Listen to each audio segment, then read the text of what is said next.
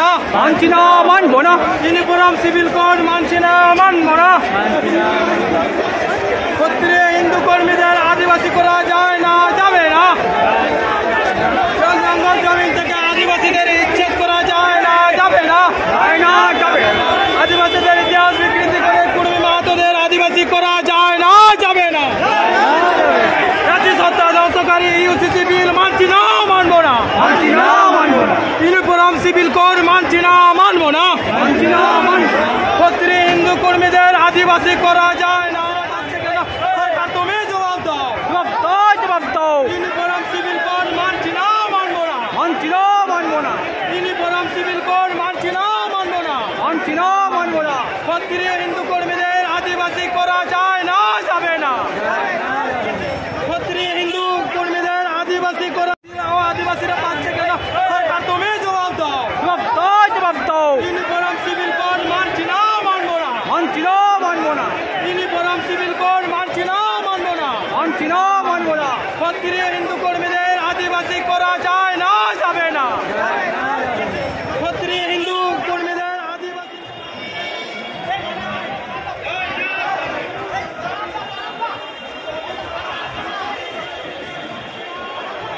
মানছি না, মানবো না, মানছি না, মানবো না।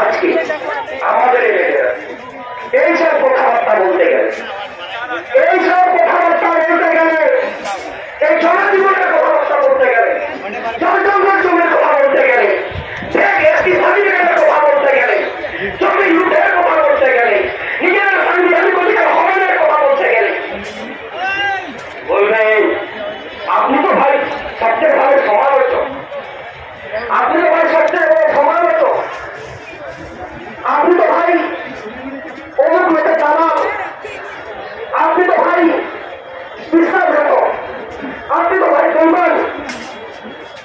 ব্যক্তিগত অভিজ্ঞতা থেকে এই কথাগুলো এসে বেরিয়ে আসছে, ব্যক্তিগত অভিজ্ঞতা থেকেই এই কথাগুলো এসে বেরিয়ে আসছে। তবে দালাল বলুন, টাকাবাজ বলুন, বেঈমান বলুন, আমাদের কিছু যায় আসে না। কারণ জীবনে কোনো ব্যক্তিগত এজেন্ডা নেই, জীবনে কোনো ব্যক্তিগত এজেন্ডা নেই। আমরা সমাজের প্রশ্ন কাটছি, অস্তিত্বের প্রশ্ন কাটছি, আদিবাসী অস্তিত্বের প্রশ্ন কাটছি। ব্যক্তিগত এজেন্ডা নিয়ে আমরা কথাবার্তা বলতে আসিনি। ব্যক্তিগত এজেন্ডাটা আপনারা ভালো বোঝেন, আপনারা লাভ লোকসানটা ভালো বোঝেন।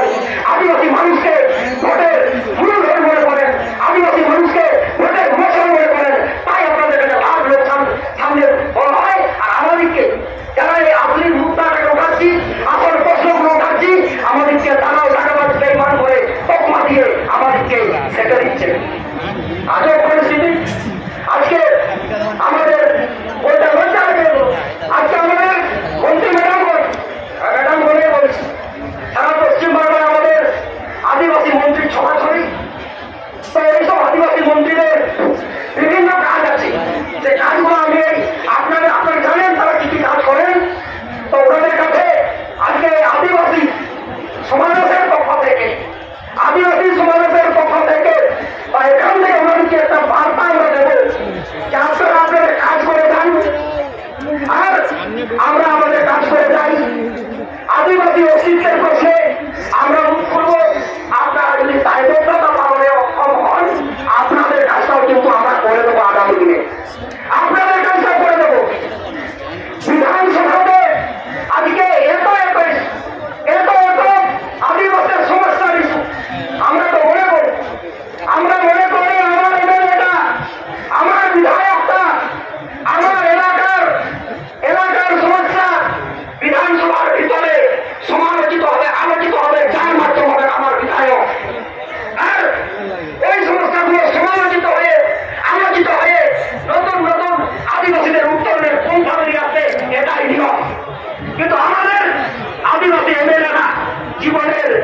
আদিবাসী জনজীবনের সমস্যা নিরসনে সম্পূর্ণ ব্যর্থ। তাদের সরকারি মাধ্যমে শিক্ষাই হোক, এসটি সার্টিফিকেট হোক, আজকে বিভিন্ন জনজীবনের সমস্যা হোক, ওনারা রাখতে পারে কেন? ওনারা জানেনই না, এই সমস্যাগুলো। আজকে আদিবাসী জনতাকে ঠিক করতে হবে, আদিবাসী জাগ্রত জনতাকে ঠিক করতে হবে যে ওইসব এমএলএ আমাদের কি কাজে লাগে, ওইসব এমএলএকে বিধানসভার ভিতরে মুখ খোলার জন্য কি কি দরকার, ওইসব এমএলএকে বিধানসভার ভিতরে কথা বলার জন্য কিরকম আন্দোলন দরকার, আদিবাসী মানুষকে ঠিক করতে হবে, আদিবাসী মানুষরাই ঠিক করবে। এবং ওইসব এমএলএ তৈরি থাকে, ওইসব এমএলএ তৈরি থাকে। এইরকম আমি পড়াশোনায় অনুরোধ করবো আমার বরিষ্ঠ নেতৃত্ববর্গের কাছে, আজকে যে বেইমানগুলো আজকে আদিবাসী সমাজে বড় হয়ে আদিবাসী সমাজের খেয়ে পড়ে আদিবাসী সেন্টিমেন্ট ব্যবহার করে আদিবাসীদের মানুষের স্বপ্নকে থেকে চুরমার করে দেবে আর জাগ্রত আদিবাসীরা চুপচাপ থাকবে, এ হতে পারে না। এই জাগ্রত জনতা একদিন আদিবাসীদের এমএলএদের বাড়িতে যাবে এবং সেই আন্দোলন আগামী দিনে নেওয়া হোক। আমি সরাসরি অনুরোধ করব। সংগ্রামী সাথী, আমি আমার বক্তব্য দীর্ঘায়িত করবো না, আর অনেক বক্তা আছেন। আজকে এই বিচিত্র পরিস্থিতিতে আদিবাসীরা লড়াই আন্দোলনে যাচ্ছে, আদিবাসীরা লড়াই আন্দোলনে ছিল, লড়াই আন্দোলনে আছে এবং আগামী দিনে লড়াই আন্দোলনের মাধ্যমে বেঁচে থাকবে। এই প্রতিজ্ঞা নিয়ে আমরা এখান থেকে যাবো। আপনারা জানেন আমাদের মায়েরা এসছেন এখানে, আজকে সারা ভারত, পশ্চিম বাংলা সহ সারা ভারতবর্ষ জুড়ে যে নারী নির্যাতন মণিপুরে কি হয়েছে আপনারা জানেন। নতুন করে মাইকের চোখা ধরে সব কথা বলবো না, শুধু এরকম স্মরণ করিয়ে দেবে। ঠিক সেই সময় মণিপুরে যখন নেকটারজনক ঘোষণা হচ্ছে, মণিপুর চলছে কয়েক মাস ধরে, ঠিক সেই সময় আমাদের বাঁকুড়া, পুরুলিয়া, ঝাড়গ্রাম, মেদিনীপুর, জঙ্গলমহলে একটা অপ্রাসঙ্গিক একটা আন্দোলন হচ্ছে, আপনাদের মনে রাখা দরকার। ওই অপ্রাসঙ্গিক আন্দোলনের আমার অত্যন্ত সম্মানীয় নেতারা, সম্মানীয় বলে আমরা ভাতৃত্ববোধটা বুঝি। ওনারা মাইকের চোখা ধরে বলেছিলেন মণিপুর হবে, এই ল্যাঙ্গুয়েজ বলেছিলেন মণিপুর হবে। আমি বলি না দাদা, জঙ্গলমহলে থাক, মণিপুরের দরকার নাই। আমরা জঙ্গলমহলে থাকবো, শান্তির বাতাবরণে থাকবো, ভাতৃত্ব বলে থাকবো। আর আজকে মণিপুরে যে একটা ঘটনা ঘটেছে এবং যারা রাষ্ট্রীয় ঘটেছে তাদের কিন্তু শুধু একটু ভয় করবো, ভারত মাতাকে জয় বলা যায়, ভারত মাতাকে জয় বলতে আমরা আপত্তি নিয়ে সবাই বলবো, কিন্তু ভারত আর মাতা এই আবেগ প্রবণ শব্দকে এক শক্তিতে বসিয়ে উগ্র জাতীয়তাবাদের ধর্মান্ধতাকে চাপিয়ে দেওয়া যায়, কিন্তু ভারতবর্ষের তালিকে রক্ষা করানো সহজ না। আদিবাসী মহিলারা আগামী দিনে নিজেদের অস্তিত্ব নিজেরাই রক্ষা করতে পারবে, আর তার জন্য তারা প্রস্তুত থাকবে। এই বার্তা দিয়ে আমার আদিবাসী মহাদাদা ভাই বোন প্রত্যেকটা বার জোহার, ধন্যবাদ, অভিনন্দন জানিয়ে আমি আমার ক্ষুদ্র বক্তব্য শেষ করছি।